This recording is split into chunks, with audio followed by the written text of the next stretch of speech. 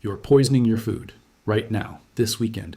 Every time you spray your lawn, every time you rip out those green plants invading your tomatoes and toss them in the trash, every time you pay a landscaping company to make your yard look clean, you're destroying plants that contain more vitamins than the vegetables you're growing, more protein than the crops you planted, more medicine than anything sitting in your cabinet, and more nutrition per square inch than almost any food you can buy at a grocery store.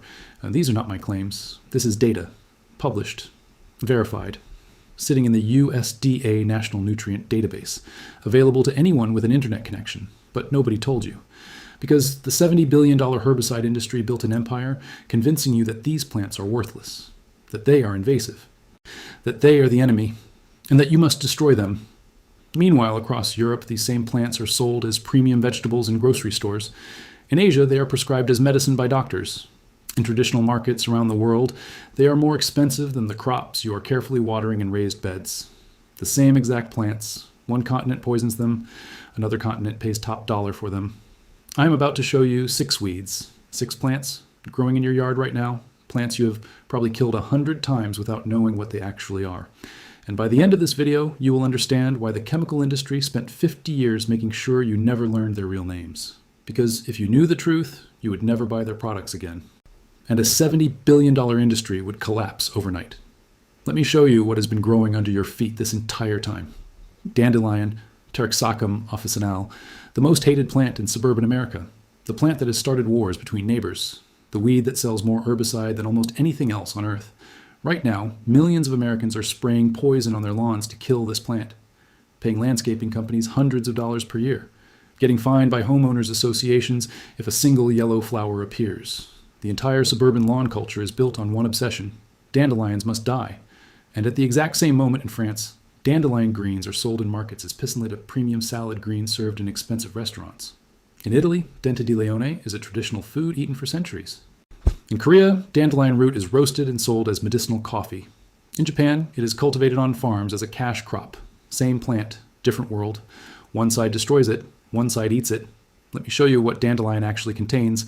Not opinions, not anecdotes. Data from the United States Department of Agriculture, National Nutrient Database. Dandelion greens contain more vitamin A than carrots, more vitamin K than kale, more calcium than milk, more iron than spinach, more potassium than bananas, gram for gram, bite for bite. A dandelion leaf has more measurable nutrition than almost anything in your refrigerator right now.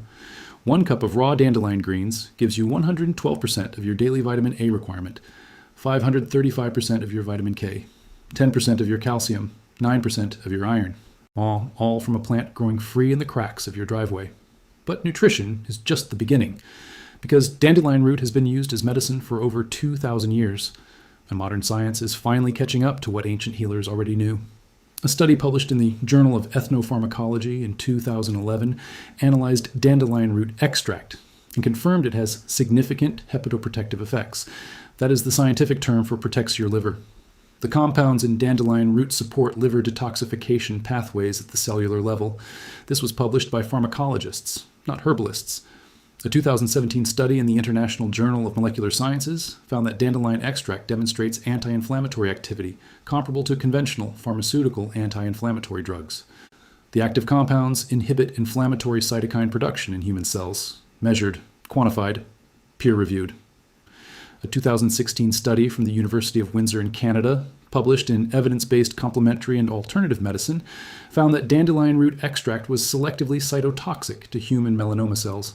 It killed cancer cells in the lab while leaving healthy cells unharmed.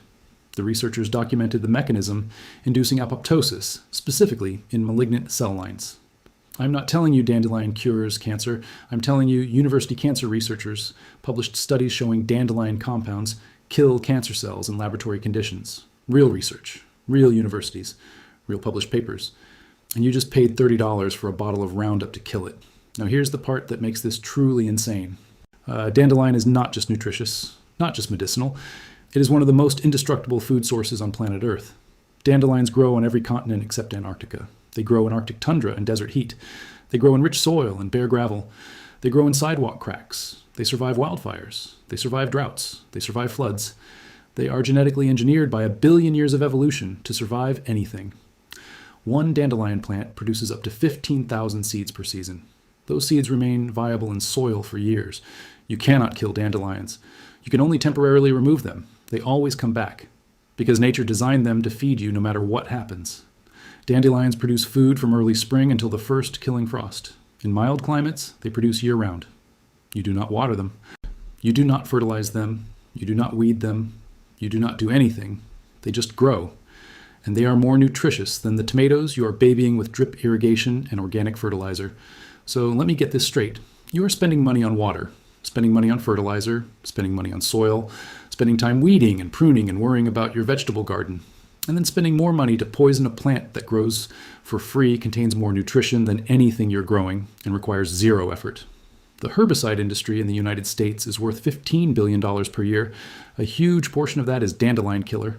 Meanwhile, at farmers markets, dandelion greens sell for $5 to $7 per pound. Some gourmet stores charge even more. Same plant. One industry pays billions to destroy it. Another industry sells it as premium food, and nobody told you. The second plant you need to know about is purslane, Portulaca oleracea. If you have ever had a vegetable garden, you have seen this plant. It grows low to the ground, thick, succulent leaves, little yellow flowers. It spreads fast, it chokes out your crops, and every single gardening website on earth tells you the same thing. Invasive weed. It must be removed immediately, destroy on site. So you rip it out, you throw it away, you curse its existence, you feel victorious when your garden bed is finally purslane-free and your tomatoes have room to breathe. And you just threw away the most nutritionally valuable plant in your entire garden. Purslane contains more omega-3 fatty acids than any other leafy vegetable on earth. More than spinach, more than kale, more than arugula. More than any plant you can buy at Whole Foods. A study published in the Journal of the American College of Nutrition found that purslane contains 300 to 400 milligrams of alpha-linolenic acid per 100 grams of fresh leaves. That is an omega-3 concentration higher than most fish oil supplements in your health food store. Let me repeat that. This weed you throw in the trash has more omega-3s than fish oil capsules people pay $30 a bottle for. But it does not stop there. Purslane also contains the highest levels of vitamin E of any green leafy vegetable ever tested. It contains significant amounts of vitamin C, magnesium, potassium, calcium, and iron. And it contains betalain antioxidants, which are the same compounds that give beets their deep red color and their cardiovascular health benefits. A study from the University of Texas, published in Hort Science, confirmed that purslane has 7 times more beta-carotene than carrots. 7 times. The plant you're poisoning has 7 times more vitamin A precursor than the carrot you're growing on purpose. Purslane has been eaten as food for over 4,000 years. Ancient Egyptians cultivated it. The Greeks and Romans ate it regularly. It appears in medieval European cookbooks. Traditional Chinese medicine uses it. Indian Ayurvedic texts document it. Aboriginal Australians harvested it as a staple food. In Greece today, purslane is still sold in markets and used in traditional dishes. In Mexico, it is called vertalagas, and it is a common ingredient in salads and soups. In Turkey, it is prepared as a cooked vegetable. In the Middle East, it is eaten fresh with yogurt and olive oil. But in the United States, we have spent 70 years telling people it is a worthless invasive weed that must be eradicated. And here's the most beautiful part. Purslane is almost impossible to kill. You can rip it out, and every tiny piece of stem you leave behind will regenerate into a new plant. It laughs at drought. It grows in terrible soil. It produces seeds constantly. It spreads without any help from you whatsoever. Nature is literally trying to give you free omega-3s, and you are fighting it with chemicals. The third plant is one most people have never heard of, but your ancestors ate it every single day for thousands of years, before wheat, before corn, before rice became dominant. Lamb's quarter, Chenopodium album. It grows in every disturbed soil environment across North America, in your garden, along roadsides, in empty lots. Anywhere humans have turned the earth, this plant appears, fast, abundant, unstoppable. And modern agriculture has classified it as one of the worst weeds in existence. Farmers spend millions every year trying to eliminate it from crop fields. Gardeners curse it. Extension offices publish guides on how to destroy it. But here's what they do not tell you in those guides. Lamb's quarter is quinoa's wild ancestor. The same family, the same genus, Chenopodium. Quinoa is Chenopodium quinoa. Lamb's quarter is Chenopodium album. Cousins. Almost identical nutritionally. And you can buy quinoa at the grocery store for $6 to $8 per pound. Meanwhile, lamb's quarter grows for free in your backyard and you spray poison on it. The nutritional data is not even close. According to research published in the Journal of Food Composition and Analysis, lamb's quarter leaves contain more protein than spinach, more calcium than milk, more iron than beef liver, and more vitamin C than oranges. 100 grams of lamb's quarter leaves contain approximately 4 grams of protein. That is more than most leafy greens. The protein is complete, containing all essential amino acids. The same reason people pay premium prices for quinoa. Except this version is free and grows wild, but the leaves are only half the story. The seeds of lamb's quarter are edible and highly nutritious. Indigenous peoples across North America harvested lamb's quarter seeds as a staple grain for thousands of years. Archaeological evidence shows that Native American communities cultivated and stored these seeds in large quantities long before European contact. The seeds are tiny, black, shiny, and they contain 14 to 16% protein by weight, higher than wheat, higher than rice, comparable to quinoa. They can be ground into flour, cooked as porridge, popped like popcorn, used exactly the way you would use any other grain. A single lamb's quarter plant can produce up to 75,000 seeds. 75,000. From one plant, in one season, without irrigation, without fertilizer, without pesticides. It just grows, in the worst soil, in drought conditions, in neglected areas where nothing else survives. So why did this plant disappear from our food system? Because industrial agriculture cannot control it. You cannot patent it. You cannot create a hybrid seed that farmers have to buy every year. You cannot spray it with herbicides because it is the thing herbicides are designed to kill. It does not fit the model of centralized corporate agriculture. Wheat fits the model. Corn fits the model. Soybeans fit the model. Crops that require purchased seeds, chemical inputs, and controlled distribution. Crops that generate profit at every stage. Lamb's quarter generates zero profit. It just grows for free, forever. And so it was systematically removed from our cultural knowledge. It went from staple food to target weed in less than a century. And now people pay $8 a pound for quinoa shipped from South America, while lamb's quarter grows in their driveway, and they kill it, not the banana. The fourth plant is Plantago major and Plantago lanceolata. Common plantain and narrow-leaf plantain, two of the most common weeds on planet Earth. They grow in every lawn, every park, every sidewalk crack, every place humans walk they appear. Most people do not even notice them. Low-growing, broad oval leaves, tall, thin seed stalks, unremarkable, ignorable, walked on 1,000,000 times a day, and completely ignored by modern medicine, even though they are one of the most powerful natural wound healing plants ever documented. For over 2,000 years, plantain has been called the Band-Aid plant. Soldiers in ancient armies carried dried plantain leaves to treat battle wounds. Native American healers used it for cuts, stings, and infections. European folk medicine prescribed it for everything from snake bites to skin ulcers. Modern science has confirmed why. A study published in the Journal of Ethnopharmacology in 2002 analyzed plantain leaf extracts and found significant antimicrobial activity against a broad spectrum of bacteria, including Staphylococcus aureus and E. coli. The compounds in plantain leaves kill bacteria on contact. A 2010 study in pharmaceutical biology confirmed that plantain extract accelerates wound healing. The researchers found that topical application of plantain significantly increased the rate of tissue regeneration and reduced inflammation in animal models. The mechanism involves stimulating fibroblast activity and collagen production. A 2015 study published in BMC Complementary and Alternative Medicine demonstrated that plantain has powerful anti-inflammatory effects comparable to aspirin. The active compounds inhibit cyclooxygenase enzymes, the same pathway that aspirin targets without the gastrointestinal side effects. The traditional use is incredibly simple. If you get a cut or a scrape or a bee sting, you pick a few plantain leaves. Chew them until they are macerated. The chewing releases the active compounds and mixes them with saliva. Then you apply the chewed pulp directly to the wound like a poultice. Within minutes, the pain decreases, the inflammation reduces, the bleeding stops. I'm not telling you this as theory. This has been documented in ethnobotanical studies across dozens of cultures. And it works. Plantain also happens to be edible. The young leaves are tender and can be eaten raw in salads or cooked like spinach. They are high in vitamins A, C, and K, high in calcium and iron. The seeds are edible and were traditionally harvested and ground into flour. But here is what makes plantain truly remarkable from a survival perspective.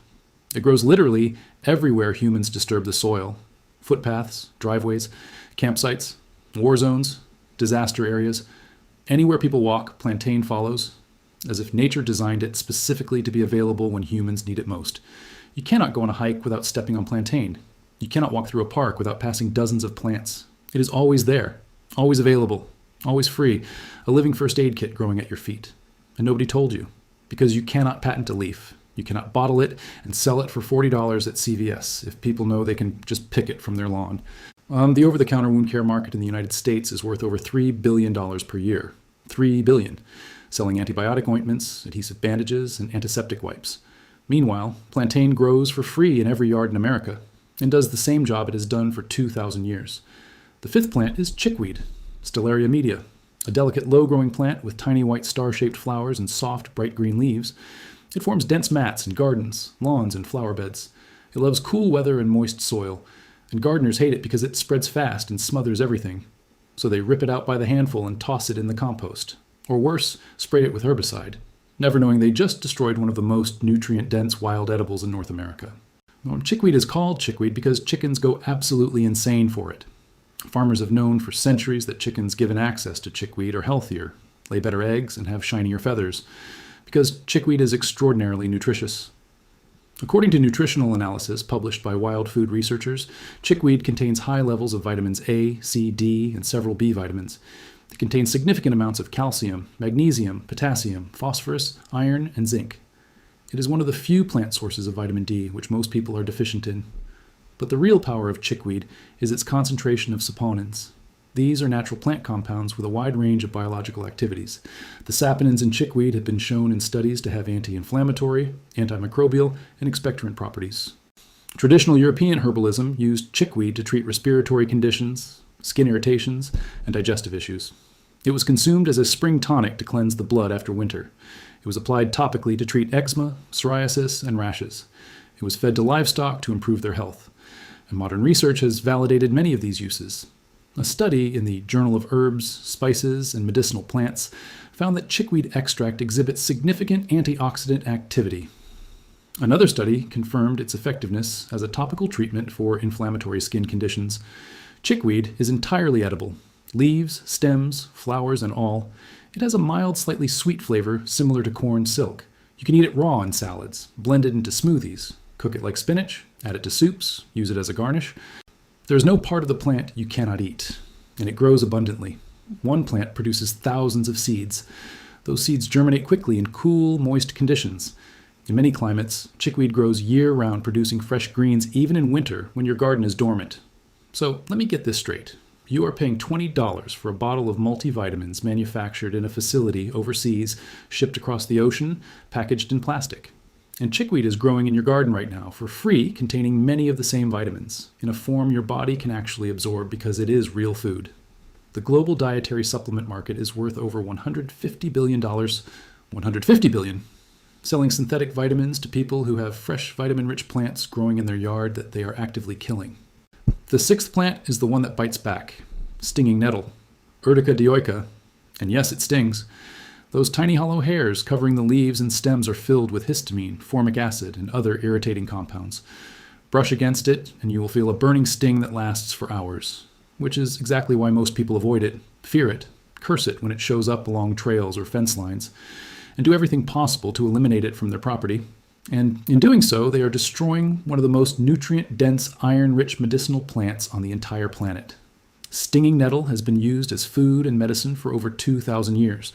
Roman soldiers rubbed nettle on their skin to stay warm during cold campaigns. The sting causes inflammation, which increases blood flow and creates warmth. When medieval Europeans ate nettle soup as a spring tonic. Traditional Chinese medicine uses nettle for kidney support and joint pain. Native Americans across North America harvested nettle for food, medicine, and fiber. Because once you cook nettle or dry it, the sting disappears completely. The heat or drying process deactivates the chemicals in those hollow hairs. What you're left with is one of the most nutritious greens you will ever eat. According to the USDA and multiple published studies, nettle contains more iron than spinach, more protein than most leafy greens, high levels of calcium, magnesium, potassium, and vitamins A, C, and K. It also contains rare trace minerals including silica, sulfur, and boron that are difficult to get from modern diets. But the iron content is what makes nettle truly special. Iron deficiency is the most common nutritional deficiency in the world, affecting over 2 billion people. Women, children, and vegetarians are especially at risk, and the form of iron found in plants is notoriously difficult for the human body to absorb, except nettle. The iron in nettle is bound to compounds that make it significantly more bioavailable than the iron in most plant foods. A study published in the Journal of Ethnopharmacology confirmed that nettle is highly effective at increasing hemoglobin levels in people with iron deficiency anemia. Nettle is also one of the most researched plants for treating benign prostatic hyperplasia, or BPH. That is the enlarged prostate condition that affects millions of men over 50. Multiple clinical trials published in peer-reviewed medical journals have shown that nettle root extract significantly reduces urinary symptoms associated with BPH. A meta-analysis published in Plantain reviewed 18 studies and concluded that nettle root extract is as effective as prescription medications for BPH with fewer side effects.